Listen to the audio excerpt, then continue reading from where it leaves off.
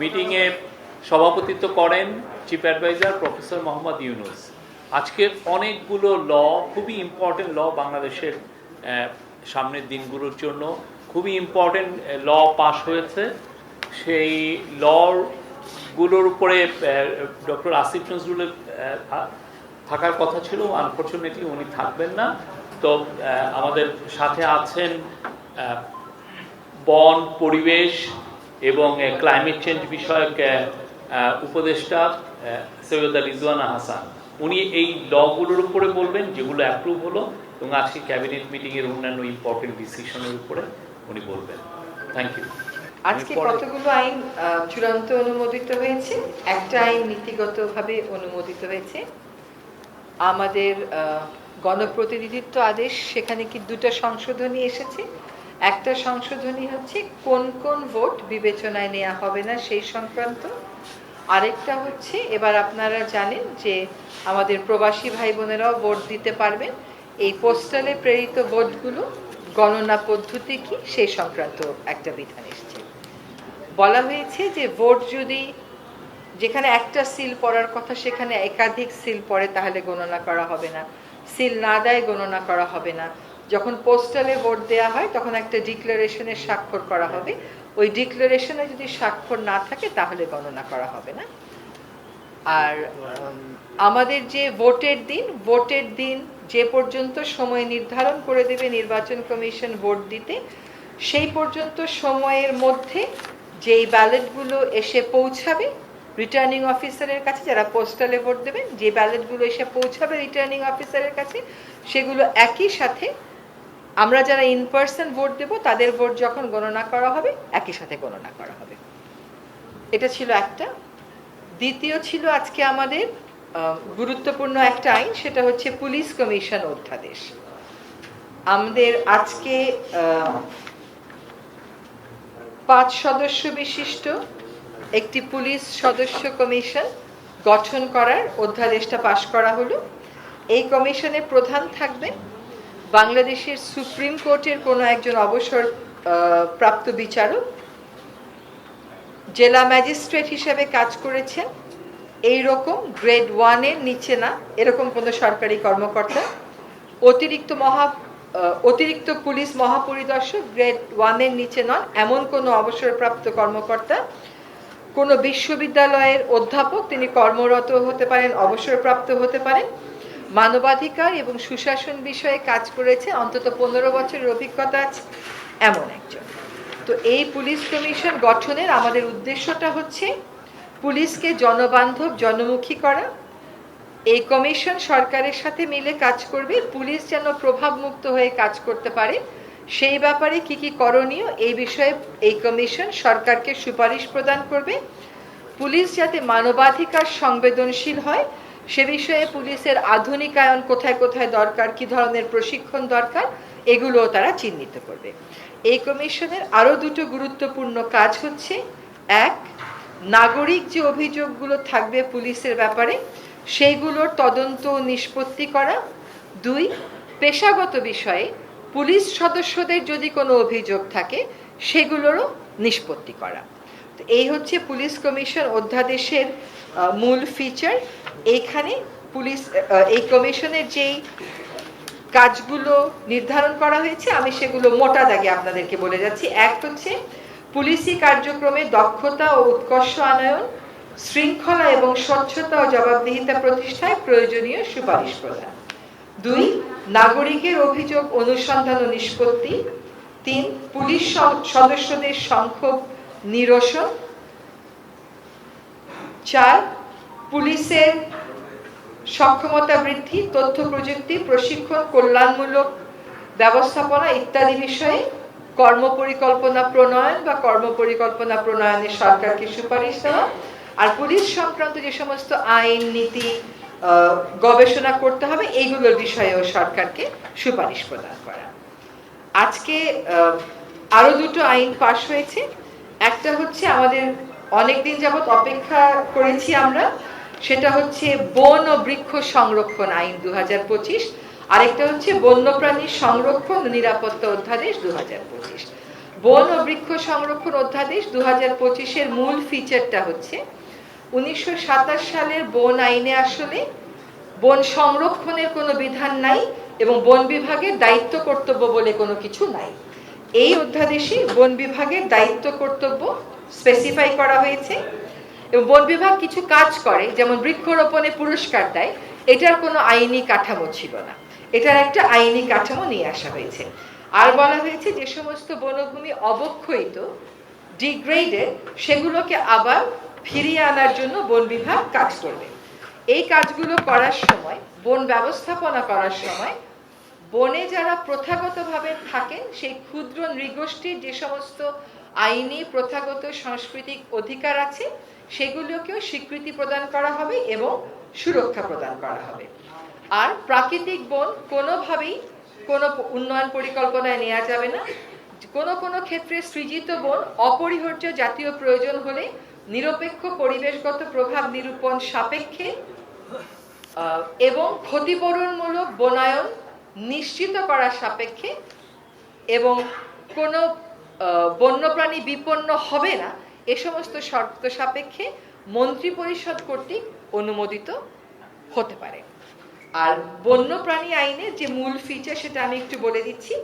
সেটা হচ্ছে যে একটা সুখবর হচ্ছে আমাদের অর্থ বিভাগ এবং জনপ্রশাসন বিভাগ আমাদের বন্য প্রাণীর জন্য আলাদা একটা উইং গঠনের অনুমতি প্রদান করেছেন। আজকে আইনে সেই আলাদা উইংয়ের স্বীকৃতি দেয়া হলো। এখানেও বন্যপ্রাণী রক্ষায় বন অধিদপ্তরের দায়িত্ব কর্তব্য কোনো আইনে ছিল না, এটা বলা হয়েছে। আরেকটা হচ্ছে বন্যপ্রাণী রক্ষায় একটা ট্রাস্ট ফান্ড গঠন করা হবে, সেই ট্রাস্ট ফান্ড গঠনের একটা স্বীকৃতি এসছে। আর নারী বিষয়ে কর্মক্ষেত্রে এবং শিক্ষা প্রতিষ্ঠানে নারী যদি যৌন হয়রানির শিকার হয় সেটার ব্যাপারে একটা অধ্যাদেশ এসেছিল, সেই অধ্যাদেশটার নীতিগত অনুমোদন হয়েছে। এখন পারিবারিক একটা ছিল, ওইটা ফিরে নেওয়া হবে, আচ্ছা, ওইটা বলা দরকার। জি, এই যে শিক্ষাক্ষেত্র এবং কর্মক্ষেত্রে যে যৌন হয়রানিটা হয় এটার আইনটা ফাইনাল করবার জন্য কয়েকজন উপদেষ্টা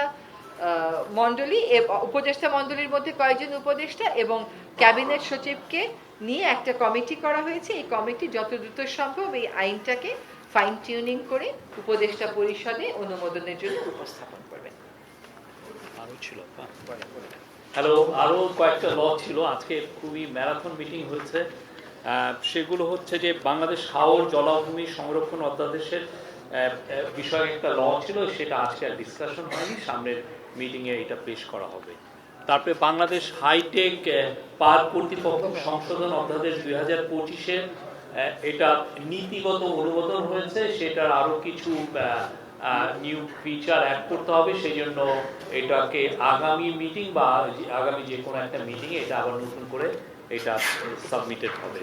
আরেকটা বড় ল ছিল হচ্ছে বাণিজ্যিক আদালত অধ্যাদেশ 2025, এটার নীতিগত অনুমোদন হয়েছে, সেটা সামনের মিটিংয়ে আবার নতুন করে পেশ করা হবে। এটা সাবজেক্ট টু মানে further input from the commerce ministry এটার বিষয়ে আরও কিছু ইনপুট দিবে। এটার উপরে একটা নতুন করে আরেকটা এক ধরনের কনসালটেশন হবে। এটা খুবই যুগোপযোগী একটা ল এবং এটা করা হচ্ছে বাংলাদেশ ইনভেস্টমেন্ট ডেভেলপমেন্ট অথরিটি এটা চাচ্ছিল, বিকজ বাংলাদেশে যারা ফরেন ইনভেস্টর যারা কাজ করে তারা তাদের ইনভেস্টমেন্টের এক ধরনের প্রোটেকশন চান এবং অনেক ক্ষেত্রে অনেক আরবিট্রেশনেও যেতে চান অনেক বিষয়ে।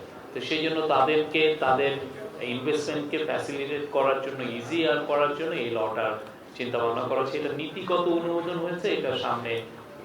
আর একটা বিষয় আপা বলবেন, সেটা হচ্ছে বাংলাদেশ বিল্ডিং রেগুলেটরি কর্তৃপক্ষ অধ্যাদেশ 2025-এর এটা এটা এটা নিয়ম, এটা কোথায় আপনার চূড়ান্ত অনুমোদন হয়েছে, এই বিষয়ে আপা একটু বলবেন। এটা হচ্ছে একটা ন্যাশনাল রেগুলেটরি অথরিটি, যেটা বাংলাদেশ বিল্ডিং কোড যেটা আছে সেটার যথাযথ প্রতিপালনটা নিশ্চিত করবে।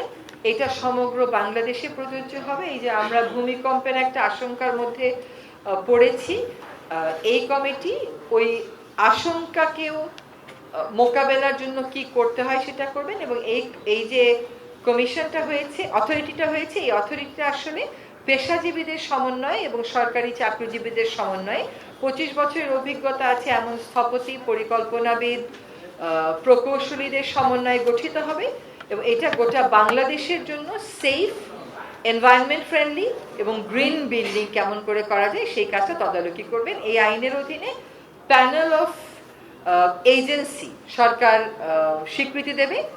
সব কাজ তো এই অথরিটি করতে পারবে না, ওই বিশেষজ্ঞ সংস্থাগুলো যারা লাইসেন্সধারী হবে এই আইনের অধীনে তারা এই জিনিসটা আসলে মাঠ পর্যায়ে বাস্তবায়ন করবেন। আর আমাদের হাইটেক পার্কের আইনে বলা আছে যে অনেককে আসলে হাইটেক পার্কের জন্য জায়গা নিয়ে রাখেন, কিন্তু আসলে বছরের পর বছর ফেলে রাখেন, কিছু করেন না। কাজে সেখানে আইনে একটা পরিবর্তন একটা বিধান সংযোজন করা হবে যে 5 বছরের বেশি যদি জমি নিয়ে ফেলে রাখা হয় তাহলে সেই জমি সরকার ফেরত নিয়ে নিতে পারবে।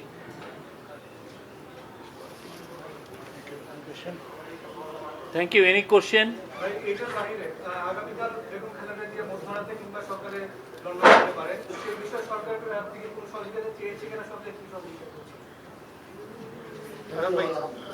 একটা জানান যে সরকারের পক্ষ থেকে ইতিমধ্যেই সব ধরনের সহযোগিতার আশ্বাস দেওয়া হয়েছে।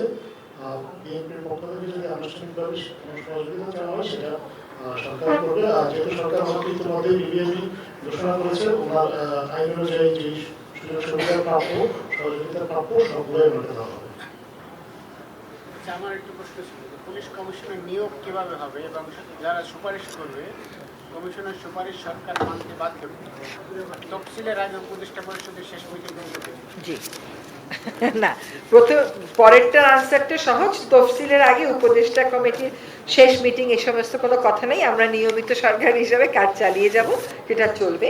এই পুলিশ কমিশনটা একটা বাছাই কমিটির মাধ্যমে নামগুলো আসবে এবং তার ভিত্তিতে সরকার নিয়োগ দেবেন। এই বাছাই কমিটিতে থাকবে হচ্ছে 5 জন বাংলাদেশের প্রধান বিচারপতি কর্তৃক মনোনীত সুপ্রিম কোর্টের আপিল বিভাগের একজন বিচারপতি, জাতীয় মানবাধিকার কমিশনের চেয়ারপারসন, বাংলাদেশ সরকারি কর্ম কমিশনের চেয়ারম্যান, মন্ত্রিপরিষদ সচিব, স্বরাষ্ট্র সচিব এবং সংসদের 2 জন প্রতিনিধি। সরকার কি এই সুপারিশ মানতে বাধ্য? সুপারিশ তো আসলে কেউ কখনো মানতে বাধ্য না, সুপারিশ পরামর্শ কেউ কখনো মানতে বাধ্য না। এটা হচ্ছে পুলিশের সাথে জনগণের একটা ব্রিজ করে দেওয়ার জন্য এই কমিশন। আর পুলিশের সার্ভিস প্রোভাইডের ক্ষেত্রে, মডার্নাইজেশনের ক্ষেত্রে, মানবাধিকার রক্ষার ক্ষেত্রে পুলিশের পেশাগত যে সংক্ষোভগুলো আছে এগুলো নিরসনের ক্ষেত্রে পুলিশ বাহিনীর সাথে সরকারের একটা যোগসূত্র স্থাপন করে দেওয়ার কাজ হচ্ছে এই কমিশনের। এই কমিশন লার্জলি ফ্যাসিলিটেটিভ, শুধুমাত্র 2টা বিরোধ নিষ্পত্তির ক্ষেত্রে এই কমিটি আদেশ প্রদান করতে পারবে, নির্দেশ প্রদান করতে পারবে। বেগম খালেদা জিয়াকে যে ভিভিআইপি স্ট্যাটাস দেওয়া এটার জন্য কি কোনো গেজেট হবে কিনা এবং এর আওতায় তার জিয়া পরিবারের অন্যান্য সদস্যরা থাকবেন কিনা? গেজেট হয়েছে না একটা? গেজেট হয়েছে। এটা গেজেট একটা হয়েছে। এখনো পর্যন্ত এই সুবিধাটা কেবল বেগম খালেদা জিয়াকেই দেওয়া হয়েছে।